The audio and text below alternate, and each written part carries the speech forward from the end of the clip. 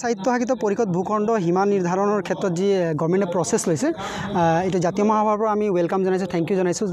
আমাৰ মৰাণ জনগোষ্ঠী ভূমিপুত্ৰ হয়, তেওঁলোকক ST দিব লাগিছিলে, ST দিয়া নাই, কিন্তু তেওঁলোকে ডেভেলপমেণ্টৰ কাৰণে এটা ক্ৰাইটেৰিয়া লৈছে, এইটো কাৰণে ৱেলকাম জনাইছোঁ। আৰু বহুত ভাল পাইছোঁ, তেওঁলোকে ডেভেলপমেণ্ট হোৱাটো আমি বিচাৰোঁ, যিহেতু তেওঁলোকৰ ডেভেলপমেণ্ট হ'ব, মৰাণ জনগোষ্ঠী ডেভেলপ হ'ব, তো আপাৰ আছামত তেওঁলোকৰ ডেভেলপমেণ্ট হোৱাৰ লগে লগে আমাৰ আপাৰ আছামৰ ষ্ট্ৰাকচাৰটো চেঞ্জ হৈ যাব।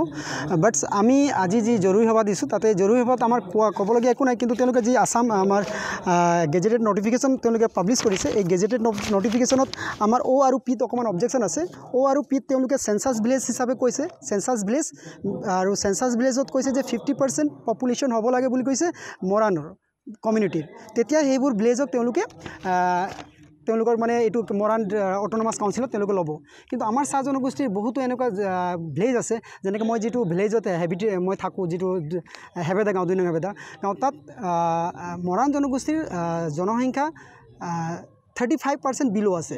আদাৰ কমিউনিটি চাহ জনগোষ্ঠী, মৰাণ জনগোষ্ঠীক এৰি কিনি আমাৰ হিন্দী ভাষী হওক, নেপালী সম্প্ৰদায় হওক, বিভিন্ন ভাষা ভাষী লোকৰ মেজৰিটি আছে। তো তেনেকুৱা ক্ষেত্ৰত যদি হেবেদা গাঁওখন ল'ব লগা হয়, তেতিয়াহ'লে এই যিটো গভৰ্ণমেণ্টে যিটো এক্ট বনাইছে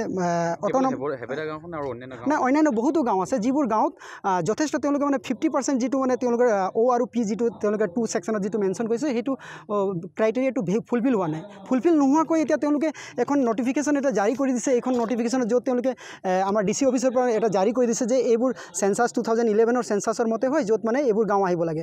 নাও এটা আমাৰ কনফিউজন হৈ গৈছে যে যিবোৰ গাঁৱত অলৰেডি 2011 চেঞ্চাছত যদি আদাৰ কমিউনিটিৰ যদি 50%, 60%, 70% এবভ আছে, সেইবোৰ লিষ্ট ইয়াত কেনেকৈ সন্নিৱিষ্ট হৈছে।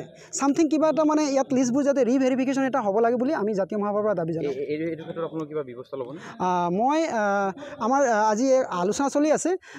আমি আশাবাদী যে আমি অলৰেডি ডেপুটি কমিশ্যনাৰক আমি আমাৰ যিবোৰ অভিযোগ আছে, যিবোৰ আমি নাই আমি তেওঁলোকে ছাবমিট কৰিছোঁ। আদাৰৱাইজ যদি গভৰ্ণমেণ্টে যদি অকণমান তেওঁলোকে অকণ তৎকালভাৱে এইটো প্ৰচেছিং কৰে, তেতিয়াহ'লে আমি গুৱাহাটী হাইকোৰ্টলৈ কাষ চাপিম আমি ন্যায় বিচাৰিবৰ কাৰণে। অসম চাহ জনগোষ্ঠী জাতীয় মহাসভা তিনিচুকীয়া জিলা সমিতিৰ উদ্যোগত আমি মাকুম মহাবিদ্যালয় প্ৰেক্ষাগৃহত এখন ৰাজহুৱা সভা আমি আয়োজন কৰিছিলোঁ। আজি ৰাজহুৱা সভাৰ মূল উদ্দেশ্য হৈছে, ইতিমধ্যে আপোনালোকে সেইটো গম পাইছে যে তিনিচুকীয়া জিলাত বিশেষকৈ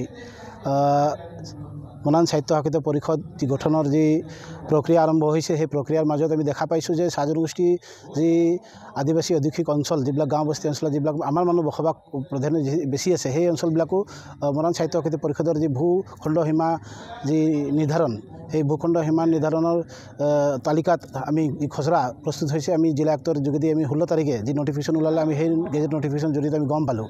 আৰু আমি তিনিচুকীয়া জিলাৰ চাহ জনগোষ্ঠী জাতীয় মহাসভাই আমাৰ অন্তৰ্গত থকা বিভিন্ন জাতি জনগোষ্ঠীবিলাক সমাজ আছে, সেই সমাজবিলাকৰ লগত আমি আজি এক ৰাজহুৱা সভা আয়োজন কৰিছোঁ। যিহেতুকে আমাৰ মানুহবিলাকে সহজ সৰল আৰু গাঁও বস্তি অঞ্চলত বসবাস কৰে, আৰু যিবিলাক চাহ বাগিচাও আমি কিছুমান অন্তৰ্ভুক্ত হোৱা আমি দেখা পাইছোঁ। গতিকে আমি চৰকাৰক পুনৰ আহ্বান জনাব বিচাৰিছোঁ আজি সজাগতা সভাৰ জৰিয়তে, যিহেতুকে আমাৰ যিবিলাক গাঁও বস্তি অঞ্চলত যিবিলাক আমাৰ মানুহ বসবাস কৰি আছে, সেই গাঁওসমূহ কৰ্তন কৰিব লাগে।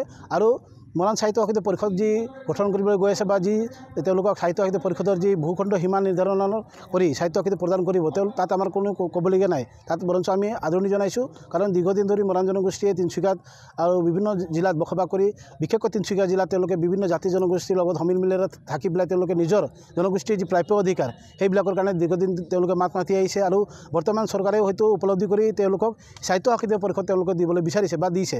গতিকে আমাৰ তাত ক'বলগীয়া একো নাথাকে, কিন্তু তাত আমাৰ স্পষ্ট কথা আছে যে আমাৰ যিবিলাক গাঁও মৰাণ সাহিত্য শাসিত ভূখণ্ডৰ সীমাত যিবিলাক তালিকাত খচৰাত যিবিলাক সোমাইছে, সেইবিলাক অতি শীঘ্ৰে কৰ্তন কৰিব লাগে। কাৰণ আমি দেখা পাইছোঁ আমাৰ মানুহবিলাক যথেষ্ট মানে আপোনাৰ নিৰাপত্তাহীনতাত ভুগিছে। ইতিমধ্যে আমাৰ মানুহে আমাক জনাইছে, চাহ জনগোষ্ঠী জাতীয় মহাসভাক, যে আমাৰ গাঁও বস্তি অঞ্চল কেনেকৈ সোমালে, যিহেতুকে আমি 200টা বছৰ ধৰি, তাতকৈ অধিক বছৰ ধৰি আমি আমাৰ হাবি জংঘল কাটি পেলাই আমি এই গাঁও বস্তি অঞ্চলত নিজৰ ভূমিত আমি নিজেই থৈছোঁ, আৰু আমাৰ পৰিয়াল তেওঁলোকে পোহপাল আমি দি আছোঁ। গতিকে তেনেস্থলত সেই 200টা বছৰ এটা দীৰ্ঘদিন ধৰি তেওঁলোকে বসবাস কৰা গাঁও, য'ত নেকি মৰাণ মানুহৰ সংখ্যা কম, তাত মৰাণ জনগোষ্ঠীক তেওঁলোকে চৰকাৰে দিব বিচাৰিছে। গতিকে মৰাণ জনগোষ্ঠীৰ পাবলগীয়া ক্ষেত্ৰত আমাৰ কোনো বাধা নাই, কিন্তু চৰকাৰে যিবিলাক ষড়যন্ত্ৰ কৰি আমাৰ মানুহক গাঁৱত তেওঁলোকৰ মৰাণ জনগোষ্ঠীক আধিপত্য দিয়াৰ ক্ষেত্ৰত কিন্তু আমাৰ বাধা আছে, আমাৰ আপত্তি আছে, আমাৰ ক'বলগীয়া আছে।